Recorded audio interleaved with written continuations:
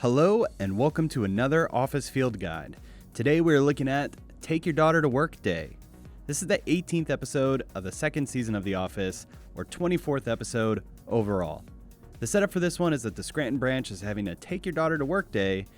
With this, we get to see how a lot of main characters interact with children. Take Your Daughter to Work Day first aired in March 16th, 2006, and was viewed by only 5.42 million people. It was written by Mindy Kaling and directed by Victor Nelly Jr., who also directed the Carpet episode recently. But with that, let's start looking towards the future.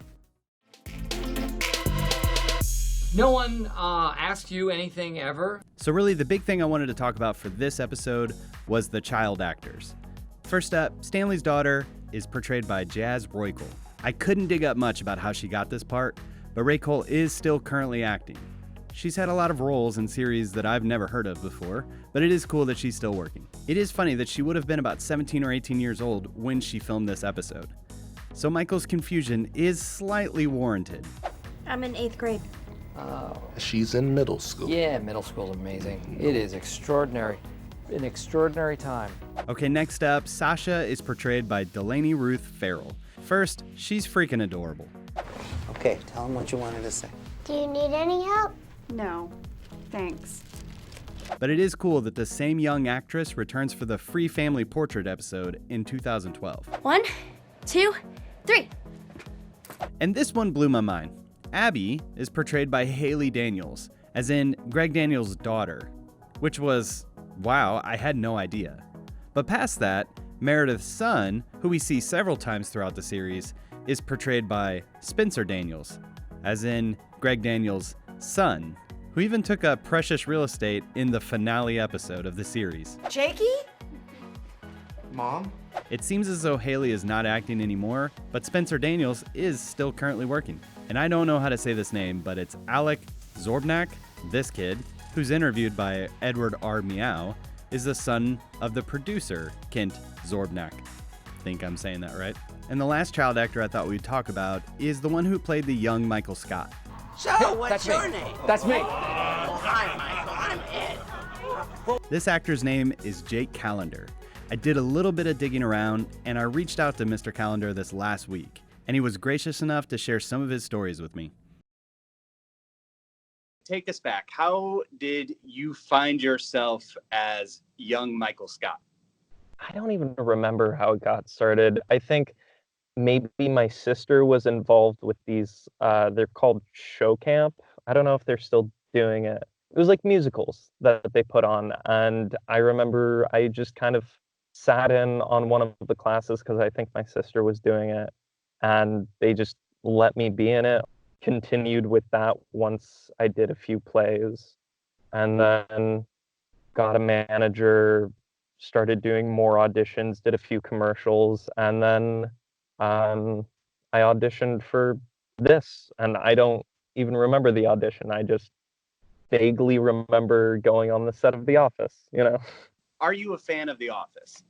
Yeah, I would say I'm a fan of The Office. I can't think of a lot of people who aren't fans of The Office, to be honest. It's a great show, you know? Cultural touchstone. What's your favorite episode? After some reflection, I would probably say the Olympic episode. There's that moment in the very end of the episode. Do you kind of remember it? Yeah.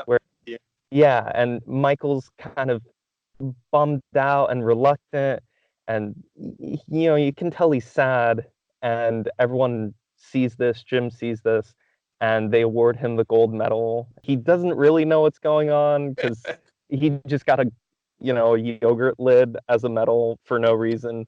But I just love that sort of camaraderie, and it feels like that's always what Michael is after, is that feeling that his employees are family.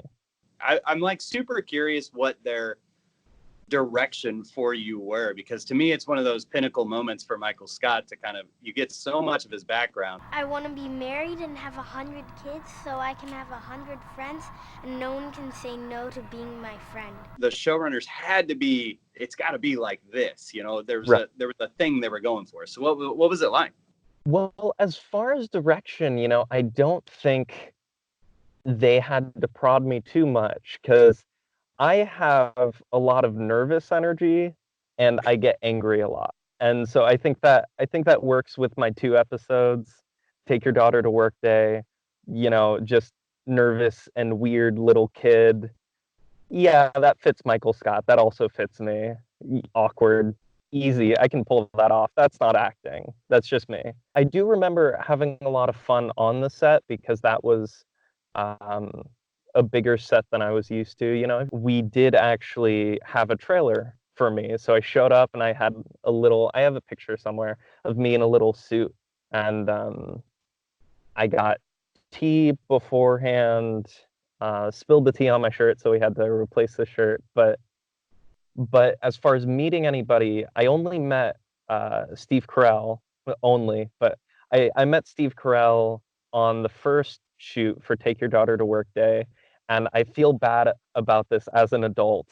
I remember going outside, seeing everyone eating lunch, but I remember walking up to Steve Carell because I recognized him somehow, and asked him to sign my autograph, and I have that, my autograph, his autograph. We're the same person, I guess, in the show. So he signed it, the older Michael Scott. So I think that implies that I'm the younger one. But yeah, he signed my script for me, and I feel bad because he was eating lunch, but he was super nice, and I'm glad I got to meet him. But what has that done for you? Turn on Netflix at any given time, see yourself.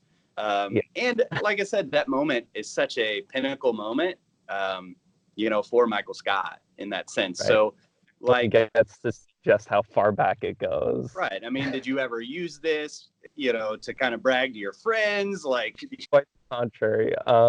What has it afforded me? A lot of embarrassment, to be honest. It's a little weird seeing myself in the office, so I skipped those episodes. I remember dating a girl where we were watching The Office, and she insisted on watching the episodes that I was in, so I stood outside my room for the entire duration of that episode because I just did not want. And she came out howling. She was laughing so hard. So, I avoid those episodes when I can. Just little me. I just don't want to see it. But I understand. You have a cringe in The Office that is a different cringe than anyone else when they watch that scene. You're cringing for a totally different reason. So yeah, I get that. I realize that it's supposed to be cringy, so I should take it as like, oh, I did a good job. I was cringy, and that's good. Well, I could say as a fan, I don't know if you have anything to be embarrassed about. I think you nailed it. One of the things I do like to do on every one of my Field Guide episodes is award out some Dundies. So I am handing you this imaginary Dundee right now for the best child actor in The Office. Goes to Jake Kalendar. Hey, thank you. I appreciate this word. I definitely won't pawn it off for Stanley Nichols and Troop Bucks, but I appreciate it. You nailed it as a kid, as the young Michael Scott. And just thank you so much for your time. Yeah, no, I appreciate it. I hope this was helpful in some way. No, it was great. It was great. Again, I want to thank Mr. Kalendar for his time. Super appreciate it. Other than the kids, I didn't really have a whole lot of hidden things here. I guess I did spot out Toby watching Michael while he's taking the kids around. And he is in charge of something, That right? is correct. Say hi to the kids. Hi, kids. Yay! Have you ever seen a foot with 4 toes? But other than that, this episode is just kind of a character study on Michael and the rest of our main cast. We get to see them bounce off a lot of situations. But with that, let's dig into the deeper meaning, because I think that's where the meat of this episode is. Why don't you explain this to me like I'm 5? I think the thesis of this episode is summed up here. You are the future. Dwight's clearly still on a high from his motivational speech, but I think the writers are speaking this thesis through him. That phrase, "you are the future," is something that we say about future generations taking the mantle as older generations begin to slow down. feel like this is where I need to put in like a okay boomer joke. Anyway, I suggest, based on evidence from this episode, that the writers are invoking this phrase to get us to think about our past and our future. The first piece of evidence is all of the children's media that is invoked throughout this episode. I am like Superman, and the people who work here are like citizens of Gotham City. From the mixed-up files of Mrs. Basley Frankweiler. Oh, best book. A book my grandmother used to read me when I was a kid. This is a very special story. It's called Struwelpeter. Are you Mother Goose? And a show that you might remember called Fundle Bundle. Okay, without further ado, Ryan? These shows, comics, storybooks, or whatever are all designed to teach children something.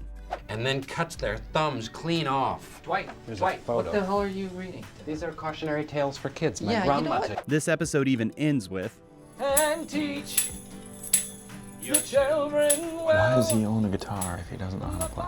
this sets the idea that children are moldable, but they need direction to help follow their dreams. That's why cautionary tales exist, to teach and also to inspire. But this episode itself is a cautionary tale. Not for children, though, but for adults.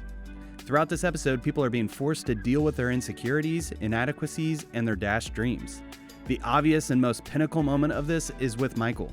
When you grow up. I want to be on TV. And he is on TV now. Would everybody please shut up, please? I want to be married and have 100 kids so I can have 100 friends and no one can say no to being my friend. This moment hits me in the gut with the force of 1,000 cringy suns. Michael's forced in this moment to realize that he did not grow up to be who he wanted to be. And not only that, but the children start digging the knife even deeper by innocently asking him piercing questions. So you didn't get to be what you wanted to be. But Michael's not the only one that gets to face his dashed dreams. Pam also has to face the firing squad here. Pam has this interaction with Abby during this deleted scene. Do you like to draw, Abby? Yeah, I want to be an artist when I grow up. Me too. You are grown up. Pam is now left realizing that she also did not pursue her dreams. And this hurts based on the conversation that she had with Jim during the Boys and Girls episode. You gotta take a chance on something sometime, Pam. I mean, do you want to be a receptionist here always? Oh, excuse me. I'm fine with my choices.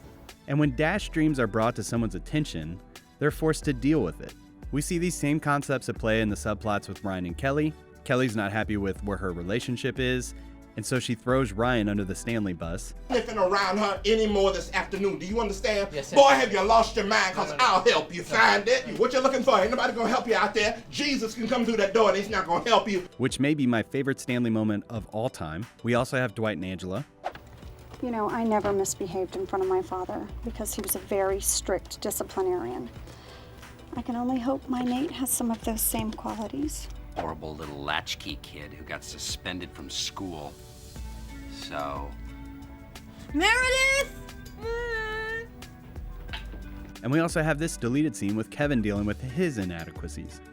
Angela, is it okay if I'm the head accountant today? I'm the head accountant. Yeah, but... So I think the message here is, it doesn't matter what you've done or where you are in life. You can start where you are right now and start following your dreams. It is true. I, Michael Scott, am signing up with an online dating service. I need a username, and I have a great one. Little Kid Lover. That way people will know exactly where my priorities are at. Or I don't know, maybe this whole episode was just an excuse for this closing sequence. They would eat the weakest of the brood. They didn't eat the children. It never came to that. And then I gotta get him to the Dundees. Okay, and since I already awarded Jake Kalendar a Dundee, let's give out our one last remaining Dundee. The Dundee for the best puppet work in the entire series goes to Edward R. Meow. No one can say no to being my friend.